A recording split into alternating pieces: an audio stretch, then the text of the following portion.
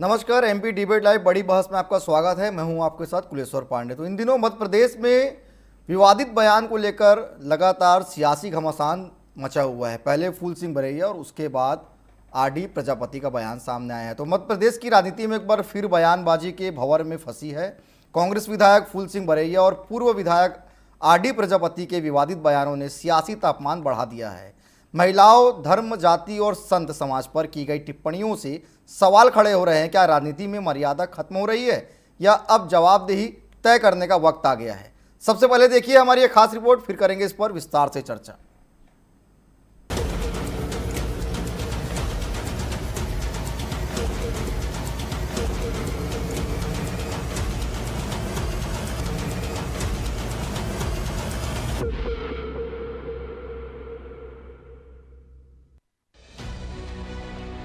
मध्य प्रदेश में बयानों पर सियासत शुरू हो गई है। पहले कांग्रेस विधायक फूल सिंह बरैया की टिप्पणी और फिर पूर्व विधायक आरडी प्रजापति के बयान ने प्रदेश की राजनीति में नया मोड़ ला दिया है।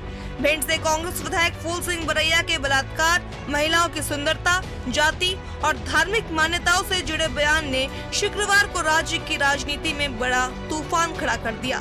बरैया ने सार्वजनिक मंच से यह दावा किया था कि भारत में ज्यादातर दुष्कर्म के मामले अनुसूचित जाति, अनुसूचित जनजाति और अन्य पिछड़ा वर्ग की महिलाओं के साथ होते हैं। इतना ही नहीं, उन्होंने दुष्कर्म को पुरुष के ध्यान भटकने से जोड़ते हुए इसे एक तरह का तथाकथित सिद्धांत करार दिया था। क्यों होता है बलात्कार? उनके धर्म ग्रंथों में इस तरह की निर्देश दिए गए, हिंदू धर्म ग्रंथों में। हाँ, उनके ग्रंथों में, कि जैसे उसमें लिखा है एक जगह, चांडाली तू स्वयं काशी, प्रयाग चरम कारणी, अयोध्या पुक्षी प्रोक्ता, रजकी मथुरा मता। तो ये लिखा है कि इस जाति के साथ सहवास करने पर ये तीर्थ का फल मिलेगा, इसके साथ ये सहवास करने पर फलाना तीर्थ का मिलेगा, इसको ये करेगा। तो क्या करेगा फिर? अंधेरे उजेरे में वो क्या करेगा? पकड़ने की कोशिश करेगा। एक व्यक्ति एक महिला का कभी रेप नहीं कर सकता। इसलिए 4 महीने की बच्ची के साथ, 10 महीने की बच्चियों के साथ, 1 साल की बच्चियों के साथ रेप सुने आपने? सुने हैं? क्यों होते हैं? उसके ऑर्गन्स का रेप के लिए तैयार है क्या? नहीं, उसे दिखाई देता है कि इस जाति की महिला के साथ या लड़की के साथ रेप करूंगा तो मुझे वो फल मिलेगा। वहीं भोपाल में ओबीसी SC ST महासम्मेलन के दौरान पूर्व विधायक आरडी प्रजापति ने कथावाचकों, महिलाओं और संतों पर अमर्यादित टिप्पणी की थी। कथावाचकों के लिए अभद्र शब्दों का प्रयोग करते हुए उन्होंने कहा कि ऐसे कथावाचकों को जूते की माला पहनाकर नंगा घुमाया जाना चाहिए।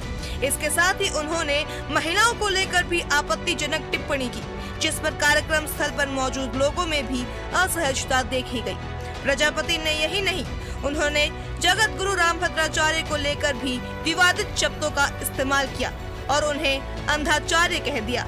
उन्होंने कथावाचक धीरेन्द्र शास्त्री और अनिरुद्धाचार्य पर भी तीखा हमला बोला। कोई भी 100 बार रजिस्ट्री कराओ, 1000 बार रजिस्ट्री कराओ, बहन बेटियों के इस सन से पृथ्वी हिलने लगी है, अनिरुद्धाचार्य कहते हैं। अब आप बताइए, एक अंधाचार है, वो कहता है वंडरफुल इंस्ट्रूमेंट फॉर एंजॉय। अब अंधरा, तुम भी अपने एंजॉय वाली माँ से पैदा हुएगा। कितने लोगों ने एंजॉय किया है? कभी तुम्हारी आंखें खराब हो गई अंधरा। एक बार लाली लगाकर कहता है, अरे हमारी बहन बेटियां 25 साल से 20 साल जो आती है वो 10 जगह मुंह मार के आती है, अपनी जवानी उतार के आती है। हम इसके ऊपर कार्रवाई क्यों नहीं? उधर भाजपा का कहना है कि आरडी प्रजापति ने बेहद निम्न स्तर की टिप्पणी कर अपनी विकृत मानसिकता का परिचय दिया। जिस प्रकार उन्होंने महिलाओं और पत्नी को लेकर अभद्र भाषा का प्रयोग किया है, वो शर्मनाक और निंदनीय है। ऐसे लोगों को सार्वजनिक जीवन में रहने का कोई अधिकार नहीं है। समाजवादी पार्टी के नेता हसन महिलाओं का अपमान करते हैं और अब प्रजापति ने तो हद ही कर दी। सनातन के खिलाफ समाजवादी, कांग्रेस और विपक्ष की जो मानसिकता है उसका ये बयान आया। उन्होंने इतने बड़े धर्माचार्य की माताजी के खिलाफ बात की। ये उनकी मानसिकता का परिचायक है, इसको बख्शा नहीं जाएगा। प्रियंका जी कहाँ हैं जो कहती थी लड़की हूं लड़ सकती हूं, उनका नारा कहाँ गया? केवल और केवल महिलाओं का अपमान करना, सनातन का अपमान करना, ये विपक्ष की आदत हो गई है। बहरहाल सवाल साफ है कि क्या राजनीति का स्तर इतना गिर चुका है कि जहर उगलना ही सबसे आसान रणनीति बन गई है, या फिर अब वक्त आ गया है कि जुबान पर लगाम और कानून से सख्त संदेश दिया जाए। Bureau report, TV 24 Bhopal.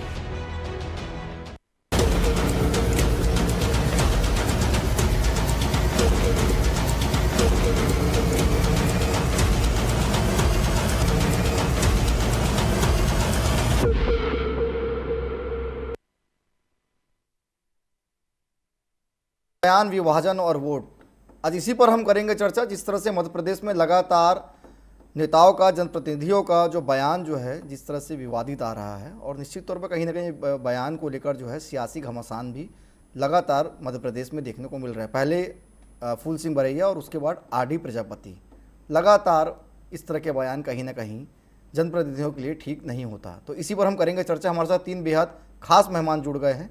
Priyanka Dubey ji है, भाजपा की प्रवक्ता है, अमित शर्मा जी है, कांग्रेस के महासचिव हैं, और डॉक्टर अवधेश पुरी है। तीनों मेहमान का मैं स्वागत करता हूं। अवधेश जी, सबसे पहले मैं आपके पास ही आना चाहूँगा, जिस तरह से धर्म को अब राजनीति में खींचा जा रहा है, इसको कितना सही मानते हैं आप? मैं इसको पूरी तरह से गलत मानता हूं जी। और ये मर्यादाहीनता की जो जिसे हम चरमोत्कर्षता कहेंगे वो वाली बातें हो रही हैं। किसी भी जनप्रतिनिधि को महापुरुषों के ऊपर इस प्रकार की टिप्पणियां नहीं करनी चाहिए। मैं आपको एक बड़ी बात कह देना चाहूंगा कि कोई भी व्यक्ति पैसा तो किसी भी ढंग से इकट्ठा कर सकता है जी। वो घोटाले करके पैसे वाला बन सकता है, वो डाका डाल करके पैसे वाला बन सकता है, लेकिन ये ज्ञान डाका डालने से प्राप्त नहीं होता, ज्ञान घोटाले से प्राप्त नहीं होता। तो जैसे तपे हुए तपस्वी महामूर्ति हैं, ऐसे लोगों के ऊपर जो ज्ञानी हैं, विद्वान हैं, महापुरुष हैं, जिन्होंने समाज के सामने स्थापित किया है कि हाँ वास्तव में वो ज्ञानवान हैं, आप उनके ऊपर इतनी अभद्र टिप्पणियां करोगे तो निश्चित रूप से आपका जो दिमागी दिवालियापन है वो सामने आता है, आपकी मानसिकता जो है वो सामने आती है, आपकी सोच सामने आती है। तो मैं तो कहना चाहूंगा कि इन नेताओं को इस सस्ती लोकप्रियता बटोरने की बजाय थोड़ा सा गंभीरता का परिचय देना चाहिए। इसे कोई लोकप्रियता नहीं कहते। उनके चमचे चार लोग उनको भले ही ताली बजा देंगे, अच्छा कह देंगे कि तो भाई साहब आपने बढ़िया काम कर दिया, लेकिन वो बढ़िया काम नहीं है। नेताजी के पूरे जीवन की तपस्या भी गायब हो गई ऐसे में। इसलिए कभी भी ऐसे महापुरुषों पर जो पूरे देश में जाने जाते हैं, पहचाने जाते हैं, माने जाते हैं, उनके ऊपर इस प्रकार की टिप्पणियां मैं समझता हूं बहुत ही निंदनीय है, बहुत ही अपमानजनक है, और मैं तो कहूंगा कि दंडनीय है। ऐसे लोगों को दंड देना चाहिए। जब तक इनको दंड नहीं मिलेगा तब तक इनकी उद्दंडता बरकरार रहेगी। ठीक है अमित जी, क्यों आपके नेता इस तरह के बयान दे रहे हैं? वैसे ही कांग्रेस पार्टी मध्य प्रदेश में विपक्ष में है, 22 साल से लगातार भारतीय जनता पार्टी सत्ता में काबिज है। क्या लगता है ऐसे बयान जो और आपको सत्ता से दूर नहीं करेंगे? देखिए, सबसे पहले तो मैं बताऊं कि कोई भी राजनीतिक व्यक्ति हो और वो राजनीतिक व्यक्ति को, हर व्यक्ति को बड़ी संयमता से, धैर्यता से और सामाजिक ताने बाने को देखते हुए मर्यादा पूर्वक बयान देना चाहिए। चाहे वो विजय शाह हो, चाहे वो बरैया जी हो, या चाहे वो पूर्व भारतीय जनता पार्टी के विधायक प्रजापति जी। और जिस तरीके से जब राजनीति करने वाले लोग धर्म को आड़े हाथों लेते हैं, धर्म में हस्तक्षेप करते हैं, और धर्म में काम करने वाले लोग राजनीति में हस्तक्षेप करते हैं, तो इस तरह के बयानों की उत्पत्ति होती है। लेकिन चूंकि कांग्रेस पार्टी ने कहा है कि फूल सिंह बरैया जी का जो बयान है वो उनका व्यक्तिगत बयान है, उन्होंने किसी संदर्भ में किसी की संज्ञा देकर नहीं, किसी ने जो शब्द कहे थे उसको कोट कर इस बात को कहा था, इस बात को उन्होंने स्वीकार कर लिया है। जीतू पटवारी जी का बयान आया है कि वो उनका व्यक्तिगत बयान है।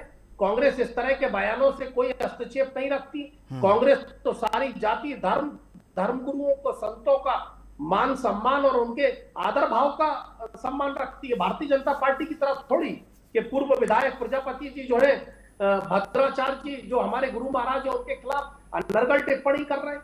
एक भी भारतीय जनता पार्टी का कोई बयान नहीं आया। विजय शाह के खिलाफ FIR नहीं करी, कोर्ट ने आखिरकार कहना पड़ा कि विजय शाह को एफआईआर दर्ज करिए। तो ये परंपरा भारतीय जनता पार्टी के लोग जो कांग्रेस को सीख देने की कोशिश कर रहे हैं, पहले अपने मन में झांके। और मैं कहना चाहता हूं कि कोई भी राजनीतिक व्यक्ति हो, उसको मर्यादा पूर्वक बात करनी चाहिए, मर्यादा में रह के बयान देना चाहिए। ठीक है, ठीक है। प्रियंका जी, जब कांग्रेस पार्टी के कोई भी नेता बयान देते हैं तो निश्चित तौर पे आप लोगों की तरफ से एक तरह से हमला बोल दिया जाता है, हमने देखा है। लेकिन जब अपने ही पार्टी के कोई नेता कुछ बयान दे तो फिर चुप्पी क्यों साध लेते हैं? हमने देखा है कैलाश विजयवर्गीय जी का भी कई बयान ऐसे सामने आया है महिलाओं को लेकर। बात कांग्रेस और बीजेपी की नहीं, ऐसा बयान आखिर क्यों देना पड़ता है? सर्वप्रथम कुलेश्वर जी, मतलब आप एक भी बयान कैलाश विजयवर्गीय जी का हो या विजय शाह जी का हो या किसी भी नेता का जिसमें रेप को डिफाइन करते हुए बताया हो, समक्ष रखिए, आपके पास रिकॉर्ड होगा जी, तो बिल्कुल रखिएगा। परंतु जिस तरीके से मेरे बड़े भाई अमित शर्मा जी ने कहा, तथा कथित टाइप के हमारे पास बहुत सारे भिन्न भिन्न प्रकार के साहित्य हैं, परंतु हम उन्हीं साहित्य का चयन करते हैं, अध्ययन करते हैं, मनन करते हैं, चिंतन करते हैं जिसमें हमारी रुचि होती है। जैसे मैं दुर्गा सप्तशती का अध्ययन मनन चिंतन करना पसंद करती हूँ, और फूल सिंह बरैया जी की भाषा, जो पूर्व विजय, आपने बोला समाजवादी पार्टी के नेता, वर्तमान में चुनाव लड़ चुके प्रजापति जी, वर्तमान में वो सपा पार्टी से चुनाव लड़ चुके, जिसके अलायंस आज कांग्रेस है। और वही कांग्रेस जो सोनिया गांधी जी के नेतृत्व में कार्य कर चुकी है, एक महिला शक्ति को, नारी शक्ति को समझ चुकी है, उसके बाद ऐसे बयान आने के बावजूद सेम डे फूल सिंह बरैया को अपने साथ मंच पे विराजमान करती है, तो हम इसे क्या समझेंगे? और अगर मेरे साथ बैठे हुए तीनों भाई मेरी बात पे से सहमत है, तो ये बताइए कि विरोध में महिलाएं क्यों उतरी, भाई क्यों नहीं उतरे? पहले तो कई भाइयों ने हमारे अधिकारों की लड़ाइयां लड़ी है। राजा राम मोहन राय जी को ले लीजिए, दयानंद सरस्वती को ले लीजिए, मंगल पांडे जी को ले लीजिए, नहीं मिलेंगे आपको इस उदाहरण जहाँ पे बहनों के अधिकारों की लड़ाई है, भाइयों ने लड़े। ज्योतिबा फूले जी ने खुद सावित्रीबाई फूले को पढ़ने के लिए प्रेरित किया, और आज हमारे भाई बैठ करके यहाँ पे डिफेंड कर रहे हैं पार्टी के कारण। बस फूल सिंह बरैया जी ने बात करी, मेरे को बताइए कि एक ऐसे साहित्य, पता नहीं कहाँ का साहित्य, मैं नहीं जानती उसे, और कौन सी लाइन थी, क्या थी, परंतु हमने रामायण पढ़ी है, हमने श्रीमद् भागवत गीता का अध्ययन पठन पाठन किया हुआ है, हम दुर्गा सप्तशती को पूछते हैं, हम भारत को माता कहते हैं, वो उन्हें ध्यान नहीं रहा।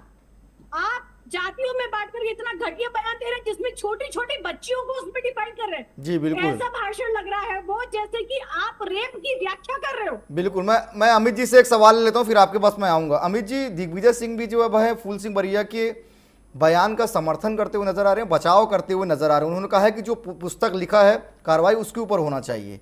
सीनियर लीडर है दिग्विजय सिंह जी भी, क्या उनको उनके बचाव पक्ष में आना चाहिए था? देखिए, आदरणीय दिग्विजय सिंह जी ने इस बात को कहा कि जो संज्ञा उन्होंने दी है वो कहीं पढ़कर दी है, और अगर कहीं कोई ऐसी दूषित किताबें हैं तो उन दूषित किताबों को नष्ट करना चाहिए। ये दिग्विजय सिंह जी ने इस बात को चरितार्थ करा है। और मेरी भारतीय जनता पार्टी की बहन अभी कांग्रेस को आईना दिखाने की बात कर रही थी, ये तो एक बयान है। प्रियंका दुबे जी, मैं आपको बता दूं कि हमारे देश के प्रधानमंत्री जो हिंदू हृदय सम्राट बनते आदरणीय नरेंद्र मोदी जी ने कर्नाटक भूल गई रेवंता की रैली में बैठकर उसको चुनाव जिताने की बात करी थी, उसने बयान नहीं दिए थे। 500 महिलाओं का रेप करा था और हजारों महिलाओं की सीढ़ियां बनाई थी। तो पहले इस तरह संकट बात को करने से अपनी भारतीय जनता पार्टी गिरबान में झांक ले कि उनके नेता कौन कौन से कृत्य कर रहे हैं। इनके सीडी कांड संजय जोशी जी का भूल गई, तमाम और जो कांड है वो भारतीय जनता पार्टी के लोग अछूते नहीं है। मैं समझता हूं कि इन बातों को आगे ना बढ़ाते हुए मर्यादा पूर्वक हमेशा कोई भी राजनीतिक दल हो उसे मर्यादा में रहकर चर्चा और विचार करना चाहिए। ठीक है प्रियंका जी, मैं आऊंगा आपके पास। जी अवधेश जी, कैसे रुकेगा ये सब जो बयानबाजी हो रहा है, चाहे संत को लेकर हो, चाहे महिलाओं को लेकर हो? आखिर राजनीति किस दिशा में ले जाना चाहती है समाज को?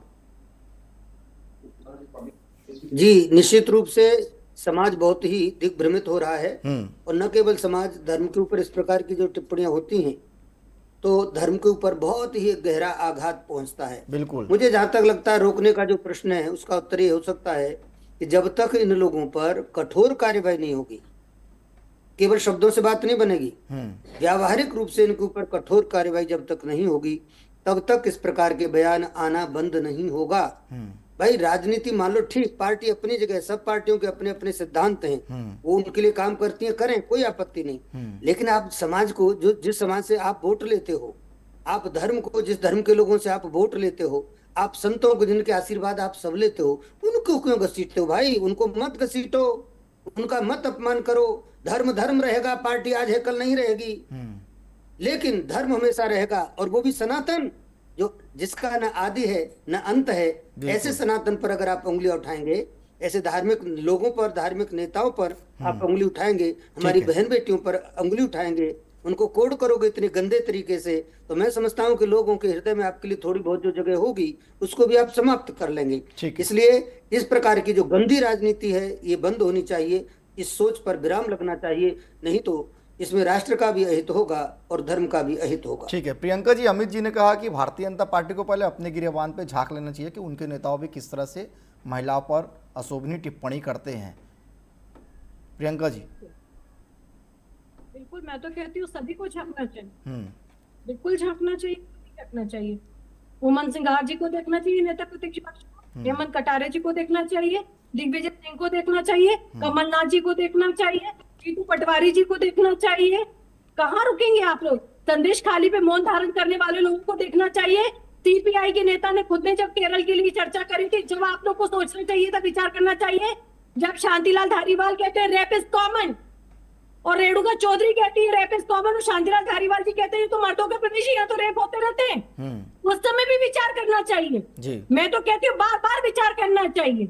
और क्यों छोड़ना चाहिए? उस मौलाना रशीद के खिलाफ भी बोलना चाहिए जिसने डिम्पल यादव के खिलाफ टिप्पणी करती है और समाजवादी पार्टी चुप बैठी रहती है, उन पे भी कार्रवाई होनी चाहिए। शरद यादव कहते हैं परगटी महिलाओं को आप लोग सदन तक पहुंचाना चाहते हो, नारी उद्यान अधिनियम को रोकते हैं, उस समय भी कार्रवाई होनी चाहिए। मैं तो बिल्कुल कहूंगी, बहन होने के नाते मैं बार बार कहूंगी कि हर उस इंसान के ऊपर कार्रवाई होनी चाहिए जो बार बार हमारा मान मर्दन करने की कोशिश करते हैं, सब पर कार्रवाई होनी चाहिए। ठीक है। और ऐसा कोई नहीं है, परंतु कोई भी बड़ा नेता आकर के, आप मुझे बता दीजिए, कांग्रेस पार्टी के व्यक्ति ने आकर के इस जो बयान आया इसको निंदनीय कहा हो। एक अनवर टिकैत ने फंडिंग करके लव जिहाद को प्रमोट किया जिसके सबूत भी मिल गए, उसको आप लोग सोकॉज नोटिस नहीं दे पाए। क्यों? क्योंकि आपको तुष्टीकरण करना था, वहां पर आप लोगों ने मौन धारण कर लिया। तो कब तक ऐसी राजनीति करेंगे? मैं तो सभी का कहती हूँ, आप मेरे नेताओं को कहते हैं, बिल्कुल कहती हूँ मैं, सबके ऊपर मामले कायम हुए, उनको गायब नहीं किया। अभिषेक मनु सिंघवी की सीढ़ी भूल गए आप लोग? आज भी आपकी कोर्ट कचहरी वही लड़ते हैं जाकर के। हटा देना चाहिए था पार्टी से आपको, उसको आप नहीं हटा पाए। कपिल सिब्बल जाके कल आपकी कलकत्ता में केस लड़ता है मर्डर केस के, उनके साथ में 13 और वकील शामिल होते हैं, आप उनके ऊपर बात नहीं करते, आप तो पैरवी करने खड़े कर रहे हैं अपने लोगों को। ठीक है, बताइए मुझे मैं कैसे आपके द्वारा। बिल्कुल प्रियंका जी, आप नेता से पहले एक महिला है, शायद इसलिए इस तरह के बयानबाजी से किस तरह से महिलाओं को महसूस होता है ये आप अच्छे से समझ रहे हैं। चलिए हम अमित शर्मा जी से जवाब ले लेते हैं आपके सवालों का। अमित जी देखिए, प्रियंका जी ने तमाम बातें अपनी रखी, आप जवाब दे दीजिए। देखिए पांडे जी, निश्चित तौर पे प्रियंका जी एक बहन है, महिला है, नारी शक्ति है, उनकी पीड़ा जायज है, लेकिन वो एक राजनीतिक पद पर है तो पीड़ा जो है विपक्ष के लोगों की उजागर कर सकती हैं। अपने लोगों में थोड़ा सा उनमें भय और डर रहेगा, इस बात को मैं समझ सकता हूं। पहले बात कर लें धर्म की। अभी धर्म के बारे में भारतीय जनता पार्टी सीख देती है, तो धर्म अभी क्या हो रहा है उत्तराखंड, उत्तरांचल में, उत्तर प्रदेश में, अभी मुक्तेश्वरानंद जी महाराज को किस तरीके से चोटी पकड़ पकड़ कर उनके शिष्यों को मारा जा रहा है। कहां गई वो पुलिस, कहां गया वो हिंदू सनातन धर्म? और वो तो शंकराचार्य गुरु महाराज है, उनसे बड़ा कौन है भाई? उनसे बड़ा तो कोई साधु संत नहीं है। हिंदू सनातन धर्म में सबसे बड़े राजगद्दी पर बैठे, उनको सरेआम आपकी पुलिस रोकती है, साधुओं को मारती है, डंडे बरसाती है, चोटी ध्वजा को पकड़ पकड़ के घसीटती है। जब क्यों नहीं मेरी बहन की उत्तेजना आती और वो बोलती? और मैं ये पूछना चाहता हूं कि मेरी बहन अगर नारी शक्ति की बात कर रही है और भोपाल राजधानी के अंदर गाय काटी जा रही है, क्यों मौन है? कहां है वो नारी शक्ति? गाय के अंदर 33 देवी देवता हैं, 33,000 देवी देवता हैं। हमारे संत महात्मा हमारे बीच बैठे हैं। भोपाल की महापौर ने गाय काटने की अनुमति दी है, MIC ने गाय काटने की अनुमति दी है, उनके हस्ताक्षर हैं, इधर उधर की बगले झांक रहे हैं। क्यों अनुमति दे दी? कामयाब हिंदू सनातन धर्म, क्या गाय हमारी माता नहीं है? क्या गाय पूजनीय नहीं है? और अगर मेरी बहन को गुस्सा आ रहा है तो बोले मुख्यमंत्री से कि FIR दर्ज करे मालती ठीक है, प्रियंका जी जवाब दे दीजिए। MIC में जिन लोगों ने अधिकारियों ने गोलमाल, प्रियंका जी जवाब दे दीजिए अमित जी के सवालों का। दर्ज करे तो इसीलिए गुस्सा मेरी बहन का जायज है, लेकिन मैं फिर कहूंगा कि हर राजनेता व्यक्ति को मर्यादा में रह के चर्चा करनी चाहिए। और मैं अपनी बहन को एक और बात कहना चाहता हूं, 20 वर्षों में पांडे जी भारतीय जनता पार्टी की सरकार है, अगर है आप में दम तो प्रजापति के खिलाफ आज 24 घंटे हो गए, क्यों नहीं FIR करी? प्रियंका जी जवाब दे दीजिए आप। भद्राचार्य जी को बुलाना है, ठीक है, प्रियंका जी से ले लेता हूं। अमित जी PM के साथ तो उनका फोटो सजवाना है। ठीक है, मैं इसकी लेकिन जब प्रतिक्रिया उनके जो है खिलाफ मैं कोई प्रियंका जी से ले लेता हूँ। प्रियंका जी अपनी बात रखिए आप। अमित भाई शायद भूल गए कि जैसी संगत होती है वैसी रंगत होती है। आपके RD प्रजापति जी आपके फूल सिंह बरैया जी के परम मित्र थे, उन्हीं के साथ भाजपा में थे। अरे आप बाद में भाजपा से अपने विचार परिवर्तन के कारण वो जा चुके हैं और जहां जाकर के जैसे भाषावादी भाषा बोल भी रहे हैं। अब बात आती है आपकी गाय की सुरक्षा की, तो हमने तो गाय के लिए गो कैबिनेट बनाई, आज उसकी हत्या और उसके मांस को प्रतिबंधित किया, इसलिए वो मांस पकड़ा भी गया, उस पर कार्रवाई भी हो रही है। परंतु केरल में तो तुम लोग खुद रोटी के साथ मोटी खाने की तैयारी में लग जाते हो। केरल में तो चौराहे पे खुद काटते हो, कर्नाटक में खुद सदन में खड़े होके कहते हो कि जब भैंस काटी जा सकती है गाय क्यों नहीं काटी जा सकती? तो तुम्हारे दो चेहरे कहाँ जाते हैं उस में? और जब करपात्री जी महाराज के ऊपर तुम लोग डंडे बरसाते हो, गोलियां बरसाते हो, तब तुम्हारा धर्म के प्रति आघात प्रेम कहाँ जाता है? मैं फिर वही कहूंगी कि दोहरा चरित्र, दोहरी भाषा और आपका दोगला जो व्यवहार है इसको जनता समझती है। मैं फिर वही कहूंगी कि हमने बार बार कार्रवाई करी और आज जब हमने गौ माता के लिए अधिनियम लेकर के आए तो कार्रवाई हो पा रही है, वरना तुम लोग तो चौराहे पे बैठ करके मोटी रोटी एक साथ कर रहे हो। वहां पर तुम लोगों को गौ माता क्यों नहीं नजर आती है? वहां तुम्हारी भाषा मौन क्यों हो जाती है? वहां तुम्हारा दर्द क्यों नहीं परिलक्षित होता? मैं फिर वही कह रही हूँ, संदेश काली में आप लोग मौन धारण कर लेते हो, वहां आप लोग कुछ शब्द नहीं बोल पाते। कर्नाटक में जब नेहा के साथ में गलत होता है तो वहां आप लोग मौन धारण कर लेते हो, क्योंकि वर्ग विशेष के तुष्टिकरण में तुम लोग लगे रह जाते हो। जी बोलिए। बहने भी आज की बोलिए डेट में अमित आप लोगों के लिए बहने भी प्रियंका जी 1 मिनट, कुछ अमित जी पूछ रहे हैं, सुन लेते हैं उनका जवाब को। जी रखिए अमित जी अपनी बात। पांडे जी, मैं अपनी विद्वान बहन से कहना चाहता हूं कि वो भारतीय जनता पार्टी की मध्य प्रदेश में सरकार है, ठीक है, गाय काट रहे हैं कोई बात नहीं, हिंदुओं के नाम पे राजनीति कर रहे हैं कोई बात नहीं, तो चूड़ियां किसने पहनी है भाई? FIR दर्ज करिए ना प्रजापति के खिलाफ। प्रियंका जी जल्दी जवाब दे दीजिए। कौन मना कर रहा है आपको? कौन रोक रहा है? प्रियंका जी जल्दी से जवाब दे दीजिए, समय भी कम है। आपकी है, पुलिस आपकी है, सरकार आपकी है। अगर वाकई में आप राजनीति नहीं करना चाहते, न्याय करना चाहते, ठीक है प्रियंका जी अपनी बात रखिए, जवाब दे दीजिए। निश्चित तौर पे होगी, लेकिन आप बताइए इतना टाइम हो चुका, 3 दिन हो गए फूल सिंह बरैया को आपने नोटिस दिया? आपने कारण बताओ नोटिस जनरेट किया? अनवा टिकैत को आप लोगों ने क्या किया अभी तक बताइए? कोई कार्रवाई हुई है? हम तो पार्टी की तरफ आप लोग कर लेते हैं, पार्टी की तरफ से उसको शो कॉज नोटिस देते, लेकिन नहीं दोगे आप लोग। और गौ माता के लिए अभी आप पलट गए, क्योंकि आपकी जहां शासन वाली सरकार है वहां तो आप लोगों ने गौ माता को खाने के प्रतिबंध करना बंद कर दिया। वहां तो आप लोग चटकारों के साथ में गौ माता को खाने में लगे हुए हो। एक तरफ आप लोग गौ माता को काटने का विरोध करते हो और एक तरफ उन लोगों के साथ होते हो जो कसाई बन के काटने। चलिए ठीक है, ये तो आपको खुद को विचार करना पड़ेगा कि चेहरे लेके कब तक जीना चाहोगे? मांग कर रहे हैं, आपकी महापौर ही तो लिए घूम रहे हैं। चलिए ठीक है, अब समय भी इजाजत नहीं दे रहा है तो इस विषय को हम यहीं पे समाप्त करेंगे। आप तीनों मेहमान हमारे साथ जुड़े, आप तीनों मेहमान का बहुत धन्यवाद। तो जिस तरह से मध्य प्रदेश में लगातार जनप्रतिनिधि जो है विवादित बयान दे रहे हैं, जिसको लेकर जो है सियासी घमासान मचा हुआ है। बयानों की सियासी लड़ाई में सवाल सिर्फ आरोप प्रत्यारोप का नहीं, जिम्मेदार का है। क्या मर्यादा तोड़ना अब राजनीति का हथियार बन चुका है, या फिर अब सख्त कार्रवाई से एक साफ संदेश दिया जाएगा? देखना होगा कि बयानबाजी पर लगाम लगती है या सियासत यूं ही समाज को बांटती रहेगी। फिलहाल आज के लिए इतना ही, मुझे दीजिए इजाजत, नमस्कार।